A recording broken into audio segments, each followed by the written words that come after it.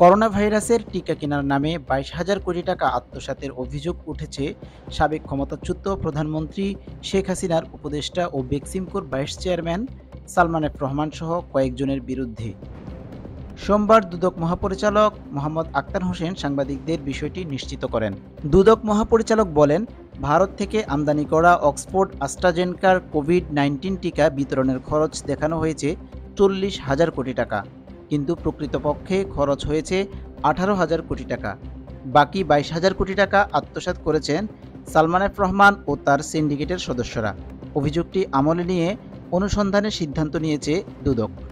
Salman F Rahman, Beximco pharma limited এবং অন্যান্যদের বিরুদ্ধে করোনা ভ্যাকসিন ক্রয়কে কেন্দ্র করে গড়ে ওঠা একটি অসাধু সিন্ডিকেট কর্তৃক ২২,০০০ কোটি টাকা রাষ্ট্রীয় অর্থ আত্মসাতের অভিযোগের বিষয়ে অনুসন্ধানের সিদ্ধান্ত গৃহীত হয়েছে। দুদক জানায়, করোনা ভাইরাসের টিকাকে কেন্দ্র করে ক্ষমতাচ্যুত সাবেক প্রধানমন্ত্রী শেখ হাসিনার বেসরকারি শিল্প ও বিনিয়োগ বিষয়ক উপদেষ্টা সালমান এফ রহমান এবং সাবেক স্বাস্থ্যমন্ত্রী জাহিদ মালিকের নেতৃত্বে গড়ে উঠেছিল একটি সিন্ডিকেট। সিন্ডিকেটে আরও ছিলেন তৎকালীন স্বাস্থ্য সচিব লোকমান হোসেন, বাংলাদেশ চিকিৎসা গবেষণা পরিষদের চেয়ারম্যান মোদ্দাসের আলী ও প্রধানমন্ত্রীর সাবেক মুখ্য সচিব আহমদ কায়কাউস।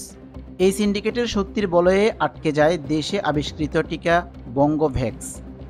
তৎকালীন স্বাস্থ্যমন্ত্রী জাহেদ মালিক বলেছিলেন, কোভিড-19 টিকা ক্রয় এবং বিতরণের ক্ষেত্রে ৪০,০০০ কোটি টাকা খরচ হয়েছে, কিন্তু টিআইবির গবেষণা প্রতিবেদন অনুযায়ী এই খরচ সর্বোচ্চ ১৮,০০০ কোটি টাকার বেশি হওয়ার কথা নয়।